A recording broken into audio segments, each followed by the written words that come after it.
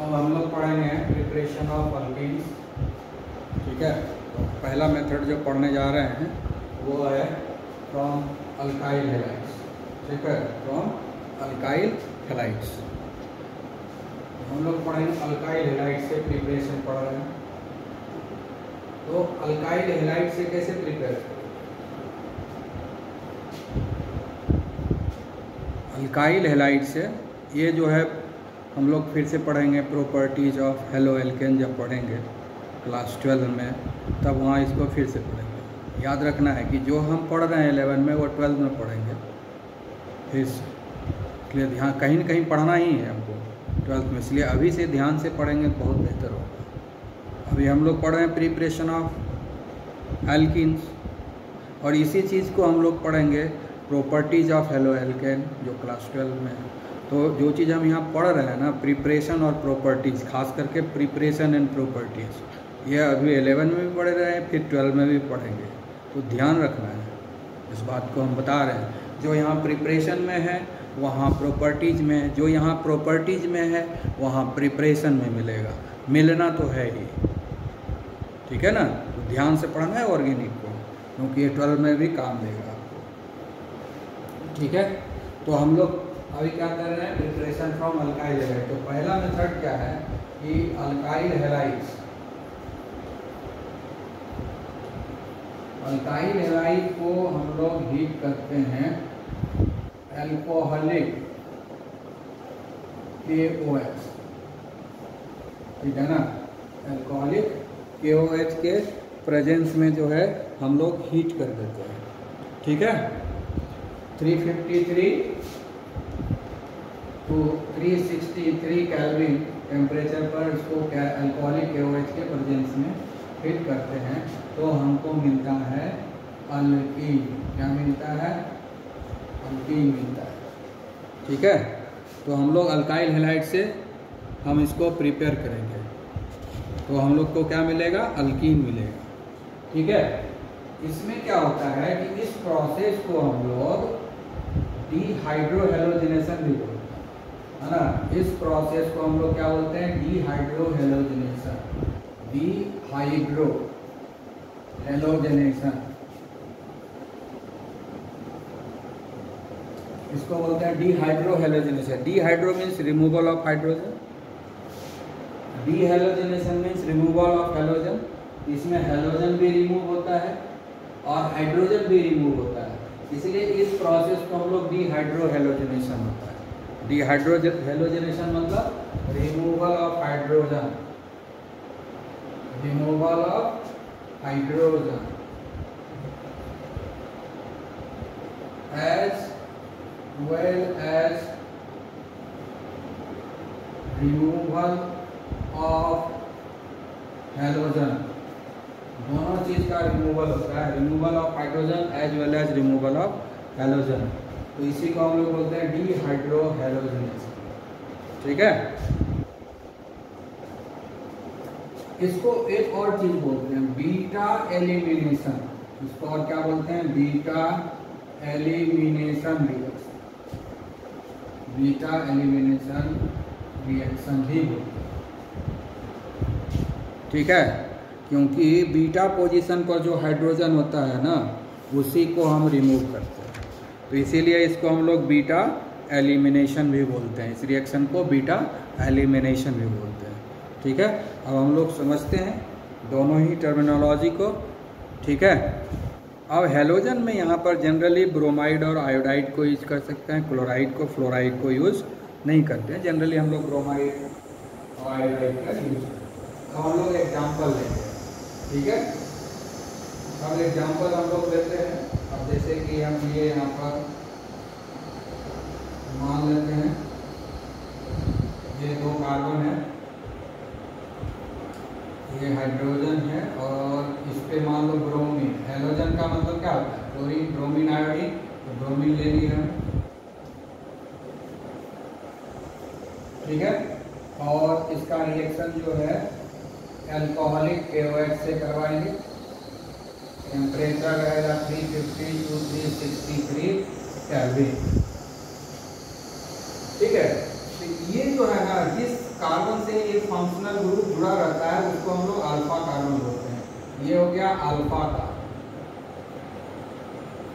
और next to alpha carbon जो होता है वो कहलाता है बीटा कार्बन। ये हो गया अल्फा कार्बन और नेक्स्ट टू अल्फा कार्बन हो गया बीटा कार्बन। अल्फा कार्बन किसको बोलते हैं? ये फंक्शनल ग्रुप है, इस फंक्शनल ग्रुप से जुड़ा हुआ कार्बन को अल्फा कार्बन बोलते हैं। ये अल्फा कार्बन हो गया और नेक्स्ट टू अल्फा हो गया बीटा, नेक्स्ट टू बीटा होगा गामा, नेक्स्ट टू गामा होगा delta. Alpha beta gamma delta. तो होता क्या है यहाँ पर, ये ग्रुप भी हट जाएगा, यहाँ से ये हटेगा और यहाँ से ये हटेगा। तो देखो डिहाइड्रोजनेशन हुआ, डिहेलोजनेशन हुआ, ये हाइड्रोजन हटेगा और ये ब्रोमीन हटेगा, हट करके बन जाएगा HBr। कैसे बनेगा? HBr। ये H यहाँ से हटेगा, ये Br यहाँ से हटेगा और HBr बन जाएगा और यहाँ पर एक डबल बॉन्ड आ जाएगा। ठीक है, यहाँ डबल बॉन्ड आ गया। क्या बन गया? इथीन। क्या बना? इथीन बन गया कि नहीं? CH2 इथीन है कि नहीं? इथीन बन गया। ये क्या है? Bromo ethane. तो ब्रोमो इथेन से इथीन बना। ब्रोमो इथेन का कॉमन नेम क्या है? Ethyl bromide. Ethyl bromide. Ethyl bromide जो इथीन में कन्वर्ट हो गया। तो एक चीज तो समझ में आ गई आपको, डिहाइड्रोजिनेशन। डिहाइड्रोजिनेशन हुआ, हेलोजन हटा, इसलिए ये हो गया डिहेलोजनेशन। इसलिए एक साथ हम इसको बोलते हैं डिहाइड्रोहेलोजनेशन। ये रिएक्शन होगा डिहाइड्रोहेलोजनेशन। और दूसरा क्या कर रहा है? बीटा एलिमिनेशन रिएक्शन, जिसको हम लोग बोलते हैं बीटा एलिमिनेशन रिएक्शन। क्यों बोलते हैं? क्योंकि बीटा पोजीशन का हाइड्रोजन रिमूव होता है। यही है ना बीटा कार्बन। ये अल्फा कार्बन है, बीटा कार्बन है, जो बीटा का हाइड्रोजन रिमूव होता है। ये बीटा कार्बन वाला है तो बीटा हाइड्रोजन हो गया, इसको हम लोग बोलते हैं बीटा हाइड्रोजन, क्योंकि बीटा कार्बन से जुड़ा होता है। क्योंकि बीटा कार्बन से हाइड्रोजन को रिमूव कर देते हैं, इसलिए इसको हम लोग बोलते हैं beta elimination reaction. Beta elimination reaction. ठीक है, तो अब देखो यहाँ एक गलती हो गई है, यहाँ एक गलती है। HBr नहीं बनता है, HBr नहीं बनता है।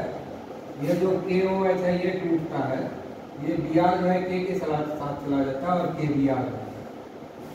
ये जो Br है ना ये K के साथ चला जाता है और KBr, KOH की जगह NaOH भी यूज कर सकते हैं। तो वहाँ NaOH NaBr बनेगा। ये जो Br है वो K के साथ जाएगा और ये जो H है ना ये वाटर के साथ जाएगा। ये जो H है ये OH के साथ जाएगा। तो H और OH मिल करके वाटर बनेगा। तो दो बाई प्रोडक्ट बनता है, पोटेशियम ब्रोमाइड एंड वाटर। क्योंकि बीटा पोजीशन पर हाइड्रोजन, बीटा वाला हाइड्रोजन रिमूव हुआ, ये हाइड्रोजन रिमूव नहीं है, यहाँ भी हाइड्रोजन है, यहाँ भी हाइड्रोजन है, तो ये अल्फा हाइड्रोजन है ये दोनों। लेकिन ये तीनों जो है बीटा हाइड्रोजन है, इस तीनों बीटा हाइड्रोजन में से एक रिमूव हो गया। इसलिए क्योंकि बीटा हाइड्रोजन रिमूव हो रहा है, वाटर में कन्वर्ट हो रहा है OH के साथ मिलकर, इसलिए इसको हम लोग बीटा एलिमिनेशन रिएक्शन भी बोलते हैं। ये हो गया सिंपल रिएक्शन। अगर लिखने कहेगा जैसे लिख देंगे सिंपल रिएक्शन हो गया। या तो यहाँ पर हम लोग माइनस करके लिखते हैं या प्लस करके यहाँ पर बाई प्रोडक्ट लिखते हैं, प्लस KBr प्लस H2 ऐसे लिख देंगे। तो एग्जामिनेशन पर्पज से इतना ही हो गया।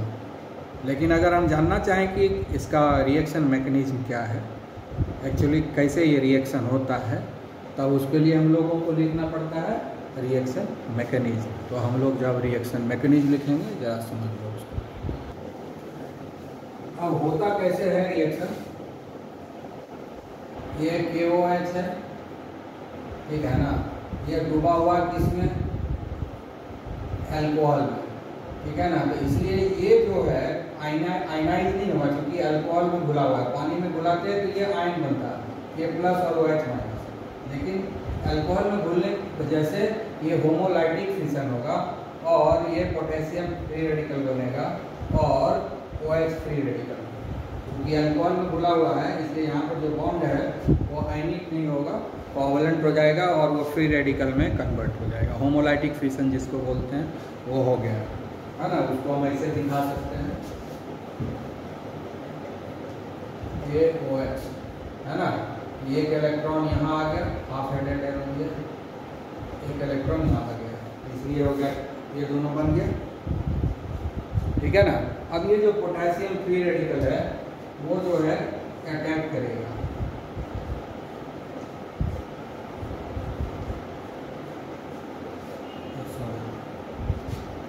यही तो बनाना है, हेलो एल्केन लेंगे ना।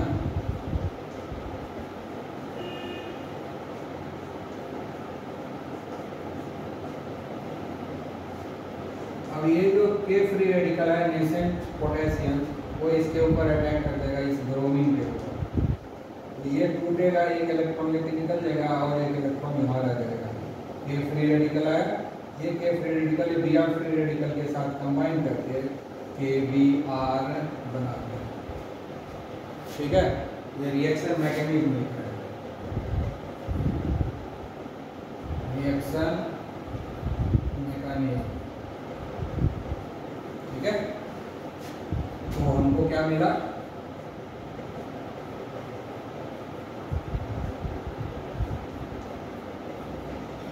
ये H फ्री रेडिकल यहाँ है, यहाँ पर फ्री रेडिकल है। अब ध्यान से लेने की बात है, अब ये जो फ्री रेडिकल है ये क्या करता है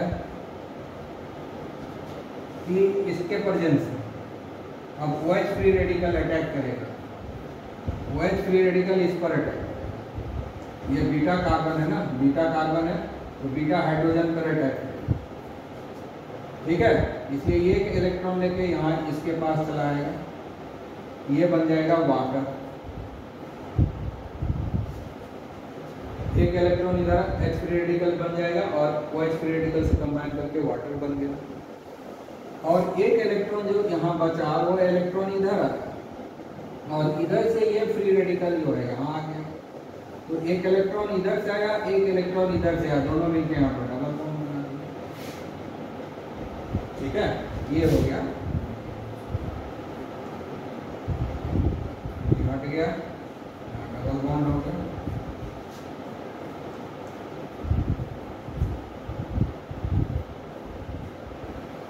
तो क्या बन गया, ये इथीन बन गया। ये क्या बना, इथीन बना। ये क्या है, ब्रोमो इथेन, तो ब्रोमो इथेन से इथीन बना। अब हमको प्रोपीन बनाना है तो क्या करेंगे, इस मेथड से प्रोपीन बनाना है तो 3 कार्बन लेंगे, है ना। तो हम ये हटा देंगे, यहाँ पर जोड़ देंगे, मैकेनिज्म तो वही रहेगा। ये हो गया bromo ethene, bromo propene, bromo propene हो गया, मैकेनिज्म वही रहेगा, ठीक है।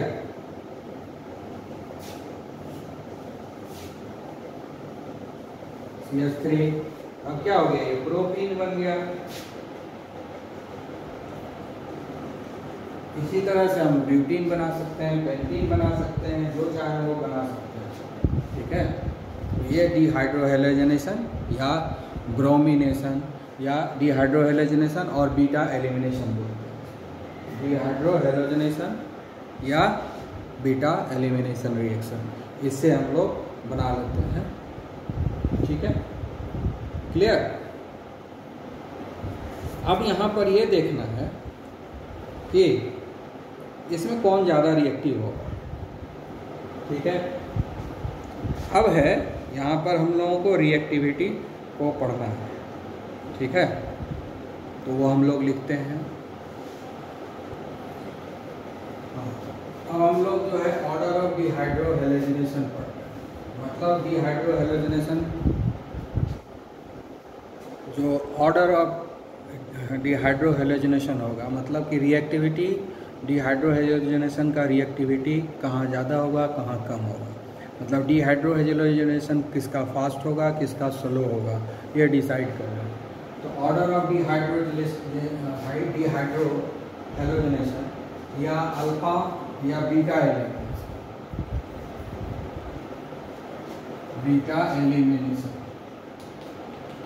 कहाँ पर बीटा एलिमिनेशन फास्ट होगा, कहाँ बीटा एलिमिनेशन स्लो होगा, ये हमको पता करना हो, ऑर्डर डिसाइड करना हो कि कौन फास्टर होगा कौन स्लोअर होगा। तो उसके लिए हम लोगों को दो कंडीशन है। पहला हम लोग है for different halogen but same alkyl group, for different halogen but same alkyl group, ठीक है ना। अल्काइल ग्रुप सब में सेम है, देखो मिथाइल है, मिथाइल है, मिथाइल है, इसमें भी मिथाइल है, इसमें भी मिथाइल है, इसमें भी methyl iodide, methyl bromide, methyl chloride. तो उसके अगर अल्काइल ग्रुप सेम है, हेलोजन डिफरेंट है, तो उसमें जो आयोडाइड होगा वो सबसे ज़्यादा रिएक्टिव होगा। आयोडाइड सबसे ज़्यादा रिएक्टिव, अल्काइल ग्रुप अगर सेम है तब। अगर अल्काइल ग्रुप सेम है, जैसे हम मिथाइल लिए तो तुम सब जगह इथाइल ले सकते हो, तुम सब जगह प्रोपाइल ले सकते हो, तुम सब जगह ब्यूटाइल ले सकते हो।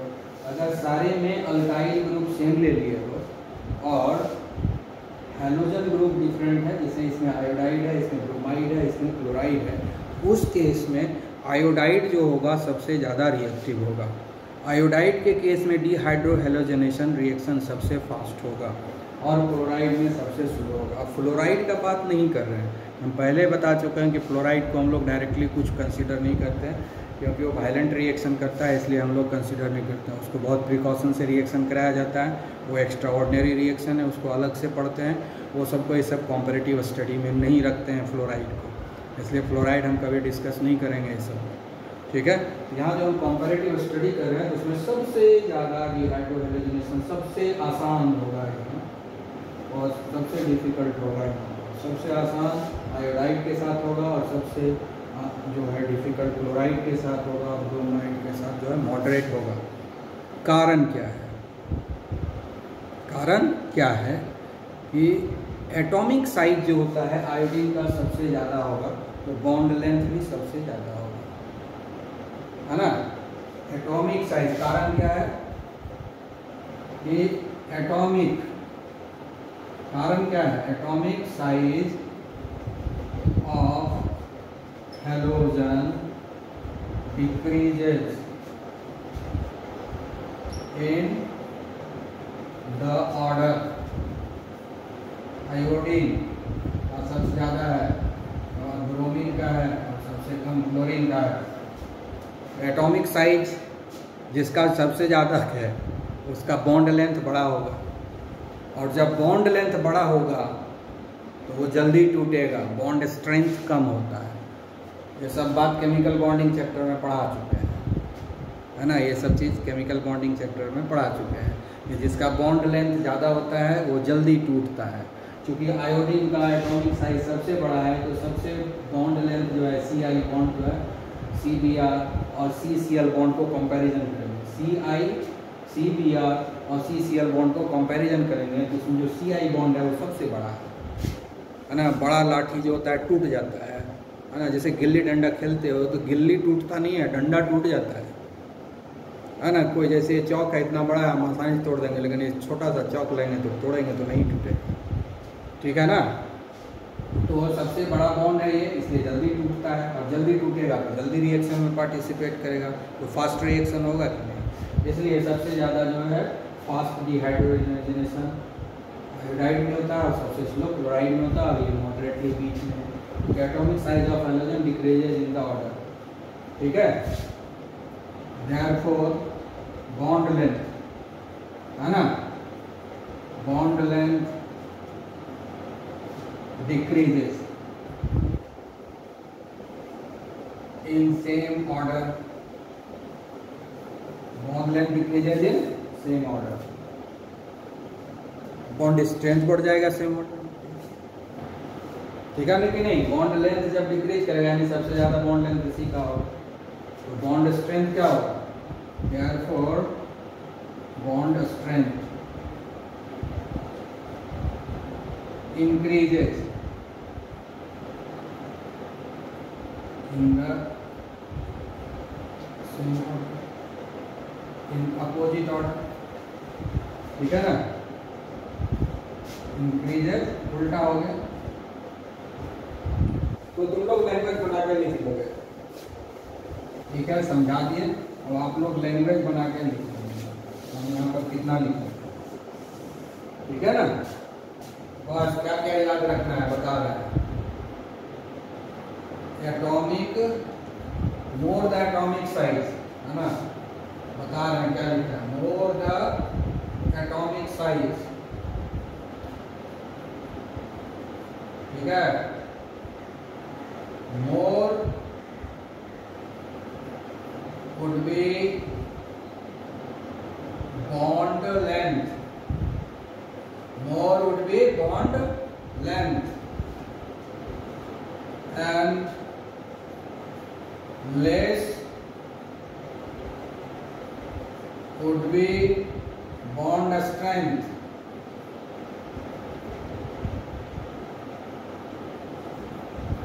Less would be bond strength, bond strength कम हो गया, बॉन्ड जल्दी टूटेगा, जल्दी रिएक्शन करेगा, इसलिए सबसे जल्दी बॉन्ड ये टूटेगा और सबसे जल्दी रिएक्ट करेगा।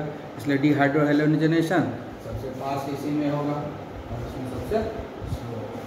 अब यहाँ पर सेकंड ये तो हो गया एक, और दूसरा केस हो गया बी। अगर आप for different alkyl group but same halogen, अब देखो इसमें सब में हेलोजन सेम है, ब्रोमाइड ब्रोमाइड ब्रोमाइड ब्रोमाइड ले लिया है, क्लोराइड क्लोराइड क्लोराइड ले लेंगे, आयोडाइड आयोडाइड आयोडाइड ले लेंगे, सब में हेलोजन ग्रुप सेम है, देख लो।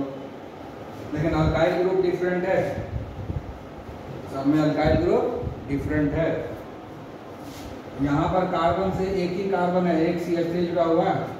अब देखो ये कार्बन है, इससे 3 CH3, 1 2 3 कार्बन डायरेक्टली जुड़ा हुआ है। ये क्या हो गया, टर्शियरी, ये हो गया टर्शियरी, ये टर्शियरी कार्बन है 3 डिग्री। इसमें देखो 2 कार्बन जुड़ा हुआ है इस कार्बन से, जिससे फंक्शनल ग्रुप जुड़ा हुआ है उससे 2 कार्बन, तो ये 2 डिग्री है सेकेंडरी।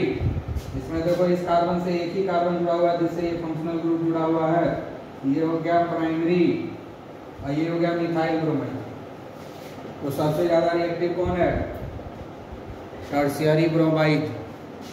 सबसे ज़्यादा क्या है, टर्शियरी हेलो एल्केन रिएक्टिव होगा, और सबसे कम रिएक्टिव होगा मिथाइल ब्रोमाइड। इसका आंसर कहाँ है, हाइपर कॉन्जुगेशन में। इसका आंसर कहाँ है, फ्री रेडिकल में। हम बताए थे जब फ्री रेडिकल पढ़ाए थे GOC में, जनरल ऑर्गेनिक केमिस्ट्री GOC में पढ़ाए थे, तो बताए थे कि जो टर्शियरी फ्री रेडिकल होता है वो सबसे ज़्यादा स्टेबल होता है। टर्शियरी फ्री रेडिकल सबसे ज़्यादा स्टेबल होता है। तो टर्शियरी, जब ये ब्रोमीन टूटेगा तो टर्शियरी फ्री रेडिकल बनेगा, सबसे ज़्यादा रिएक्टिव, इसीलिए ये होगा। जिसका फ्री रेडिकल सबसे ज़्यादा स्टेबल होता है उसका मॉलिक्यूल सबसे ज़्यादा रिएक्टिव होता है, क्योंकि ये स्टेबल हो जाएगा तो ये ब्रोमीन जो है रिएक्शन में पार्टिसिपेट करेगा इसमें भी, और हाइपर कॉन्जुगेशन भी इसी में सबसे ज़्यादा होगा, इसलिए सबसे ज़्यादा स्टेबल यही होगा। जिसका आयन या फ्री रेडिकल, जिसका आयन या फ्री रेडिकल सबसे ज़्यादा स्टेबल होता है वो सबसे ज़्यादा रिएक्टिव होता है। तो अगर हाइपर कॉन्जुगेशन होगा तो ये कार्बोकेटायन बनेगा ना, तो इसमें हाइपर कॉन्जुगेशन सबसे ज़्यादा होगा, इसलिए सबसे ज़्यादा स्टेबल होगा। इसीलिए इसका जो आयन होगा उसमें सबसे ज़्यादा हाइपर कॉन्जुगेशन होगा, इसलिए सबसे ज़्यादा स्टेबल। सेकेंडरी में हाइपर कॉन्जुगेशन कम होता है, प्राइमरी में उससे भी कम होता है हाइपर कॉन्जुगेशन, और फिर ये मिथाइल फ्री रेडिकल में तो कोई हाइपर कॉन्जुगेशन होने का चांस ही नहीं है। तो अगर फ्री रेडिकल के ध्यान से भी देखें, फ्री रेडिकल के टर्म में भी देखेंगे तो सबसे ज़्यादा ये free tertiary free radical stable होता है, और सबसे कम स्टेबल होता है मिथाइल फ्री रेडिकल।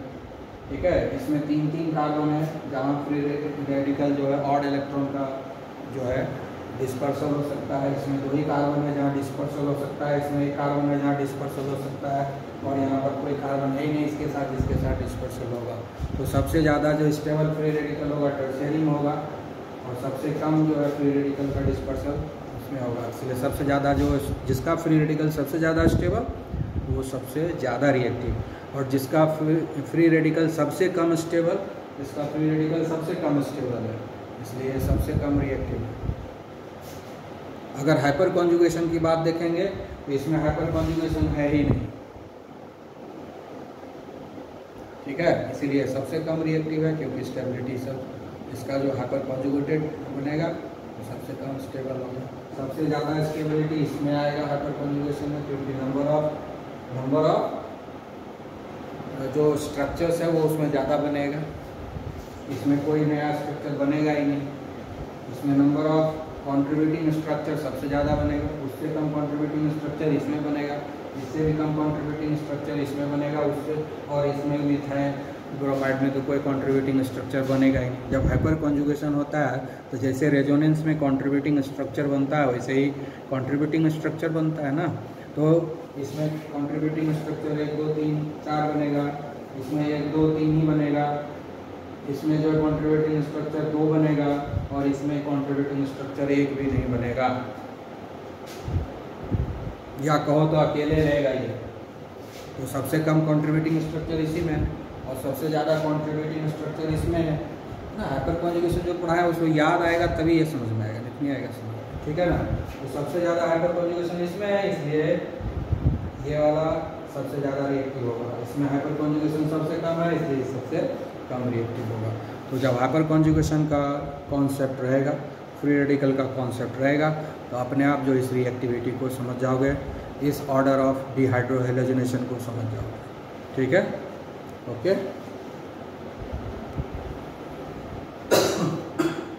अब है नो अल्काइल हैलाइड को बना रहे हैं। सेट-जेफ रूल एक नया चीज़ आ गया। ये सेट-जेफ रूल क्या है? अभी हम लोग पढ़े थे ना बीटा एलिमिनेशन, तो अल्फा कार्बन होगा तभी बीटा आएगा। तो बहुत सारा कम जो है हेलो अल्केन है जिसमें एक से ज़्यादा जो है अल्फा कार्बन मिलेगा, तो उसमें एक से ज़्यादा अल्कीन बनेगा।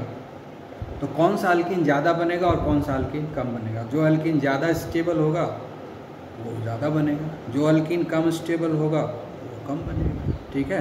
तो हम लोग देखते हैं, हम लोग इथीन का किए थे फॉर्मेशन और प्रोपीन का किए थे, उसमें कोई प्रॉब्लम नहीं आती, एक ही प्रोडक्ट बना। लेकिन जब यही काम हम लोग ब्यूटीन में करेंगे तो हमको एक आएगा। तो जब हम लोग ब्यूटीन बनाएंगे, ब्यूटीन बोल रहे हैं, ब्यूटाइल ब्रोमाइड लेंगे, जैसे हम लोग लिए थे इथाइल ब्रोमाइड। इथाइल ब्रोमाइड से हमने बना दिया, मिथाइल ब्रोमाइड से हमने बना दिया, वहाँ तक कोई प्रॉब्लम नहीं आएगा। उसके बाद प्रोपाइल ब्रोमाइड से बनाएंगे तो भी कोई समस्या नहीं आएगी। आएगी समस्या कहाँ पर? जब हम लोग ब्यूटाइल ब्रोमाइड को देखेंगे। चलते पहले हम लोग जो है बनाते हैं प्रोपाइल ब्रोमाइड से। तो प्रोपाइल ब्रोमाइड दो तरह से हम लिख सकते हैं।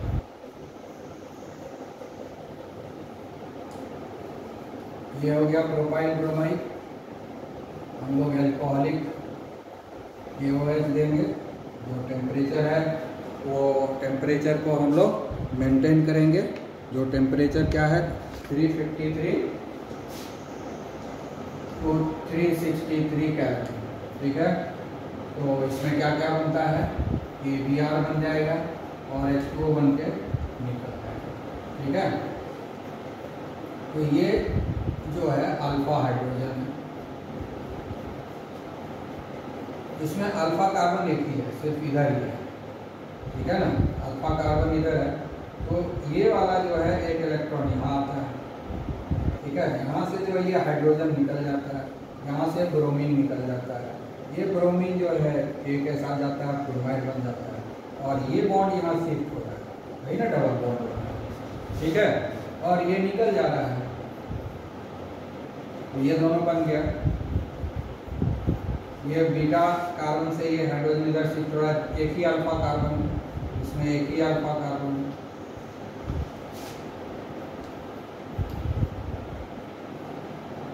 यहाँ डबल बॉन्ड हो गया।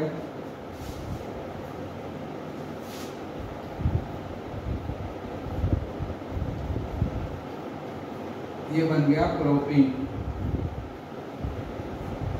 ठीक है, ये बन गया प्रोपीन। अब हम लोग देखते हैं, अब इस पर हम लोग ब्रोमीन करते हैं। ये हुआ नॉर्मल प्रोपाइल ब्रोमाइड, ठीक है।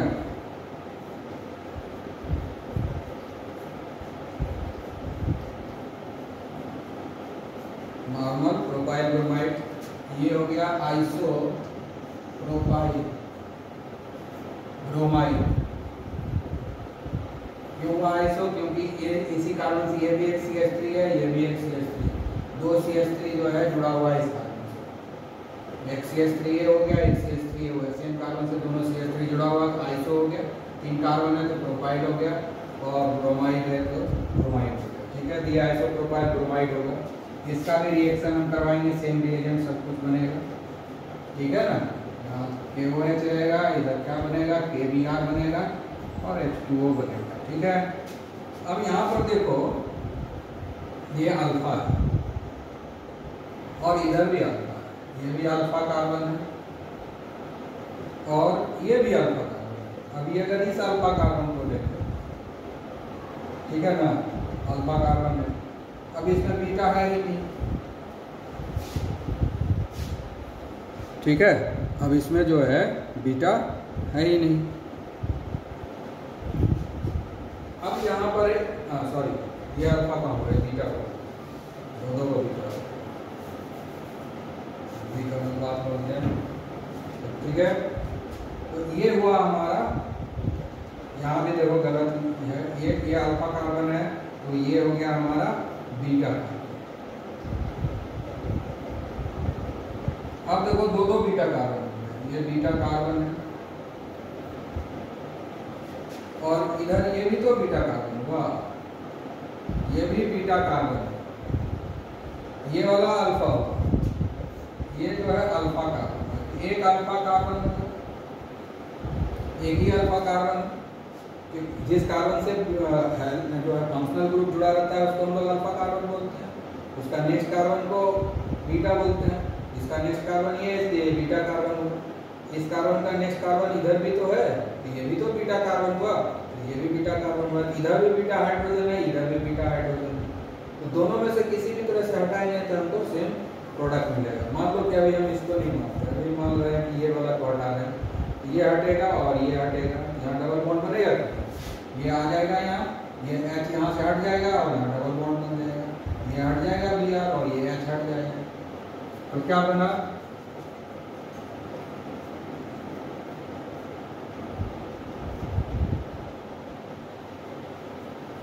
डबल बॉन्ड C,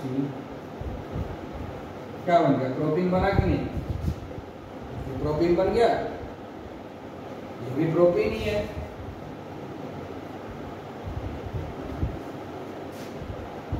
ठीक है। अब फिर देखो, अब जो है हम इसको नहीं हटाएंगे, ठीक है, अब इसको नहीं हटाएंगे, इसको रखे रहते हैं, ये बीटा कार्बन को छोड़। और एक बार हम इस बीटा कार्बन का बात करें, ये बीटा कार्बन, ये बीटा हाइड्रोजन को हटाएंगे, इस बीटा हाइड्रोजन को हम हटाएंगे, इस बीटा हाइड्रोजन बात यही है, बीटा कार्बन यहाँ तो बीटा हाइड्रोजन, हम इसको हटाएंगे, यहाँ डबल बॉन्ड बनेगा, तो अगली बार क्या होगा, डबल बॉन्ड यहाँ बनेगा और यहाँ पर ये CH3 रहेगा कि नहीं,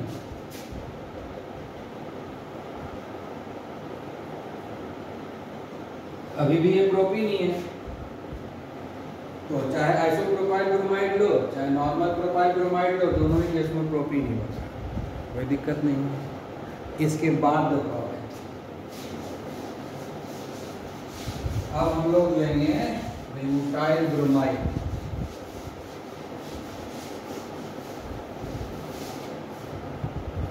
तब जो है सेटजेफ्रोन का काम शुरू होगा, ठीक है ना। अब देखो ब्यूटाइल ब्रोमाइड लेंगे, 1 2 3 4 को हो गया, 4 को हो गया ना। अब देखो इधर हम यहाँ पर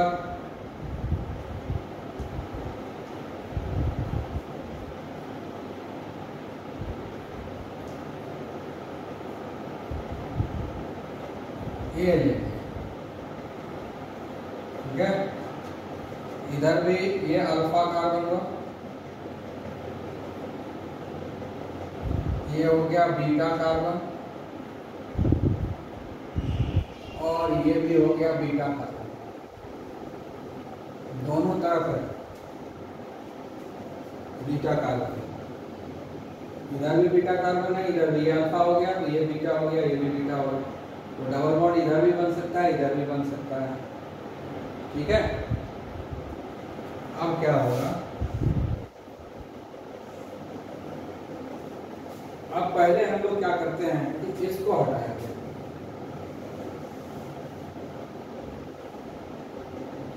ठीक है। इस बीटा हाइड्रोजन को हटाएंगे और इसको हटाएंगे, तो क्या बनेगा, जो बनेगा वो हमको नहीं लिखना है, यहाँ लिख चलो ठीक है, लिख देते हैं। ये Br बनेगा और वाटर बनेगा, क्या ले रहे हैं, अल्कोहलिक KOH, क्या बनेगा इधर,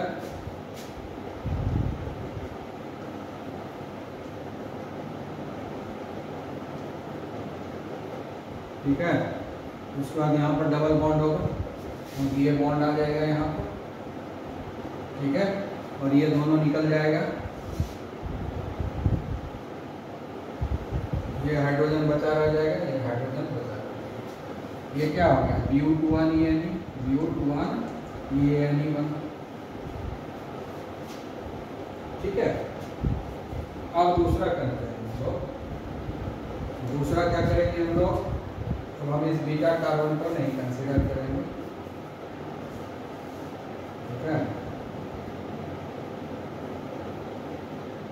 अगली बार क्या करते हैं, इसको हम हटाएंगे, ये भी तो बीटा है, ये भी तो बीटा कार्बन है, तो इस हाइड्रोजन को हटाएंगे और इसको हटाएंगे, अल्कोहलिक KOH निकल रहा है, KBr निकल रहा है वाटर, ठीक है, ये दोनों निकल रहा है, ठीक है। अब क्या होगा, डबल बॉन्ड यहाँ बनेगा, ये बॉन्ड यहाँ शिफ्ट हो जाएगा, ये H निकल जाएगा, ये Br निकल जाएगा,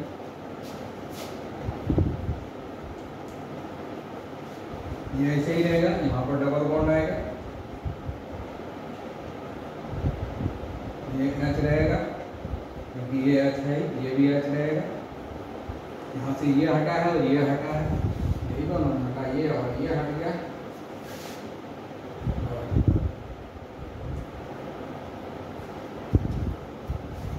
तो ये बन गया But2 ENE। अगर इस पर ये वाला हुआ तो ये बनेगा, अगर ये बीटा कार्बन इन्वॉल्व हुआ तो ये बनेगा, है ना। इस कार्बन के चलते ये बनता है, और इस कार्बन के चलते ये बनता है।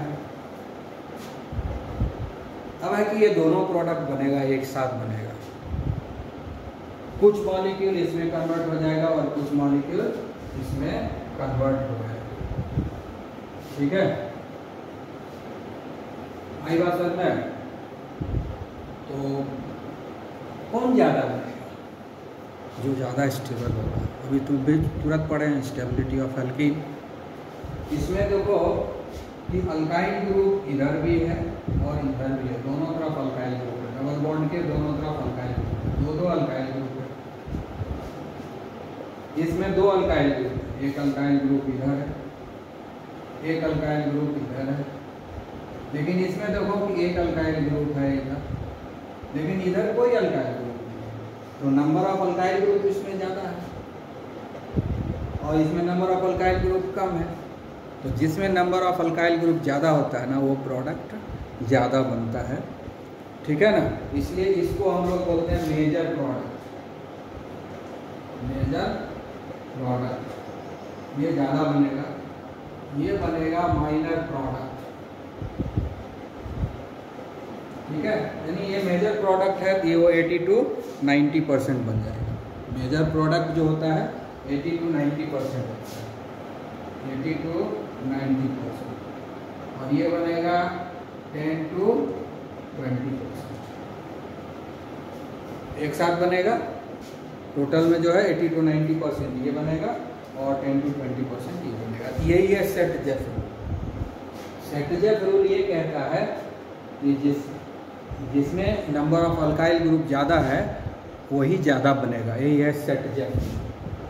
सेट-जेफ रूल यही है कि जब कोई ऐसा हेलो एल्केन लेते हैं जिसमें एक से ज़्यादा बीटा कार्बन होता है तो एक से ज़्यादा अल्कीन बनने का चांसेस है, तो कौन सा एल्कीन ज़्यादा स्टेबल होगा तो देखेंगे। इसमें तो 2 ही है, किसी में 3 एल्कीन भी बनता है, किसी में 4 एल्कीन भी बन सकता है।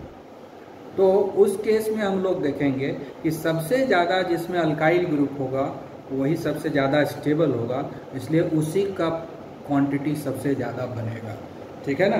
इसीलिए यहाँ पर क्या होगा कि मेजर प्रोडक्ट ये हो गया और ये माइनर प्रोडक्ट हो गया। ठीक है, समझ गया।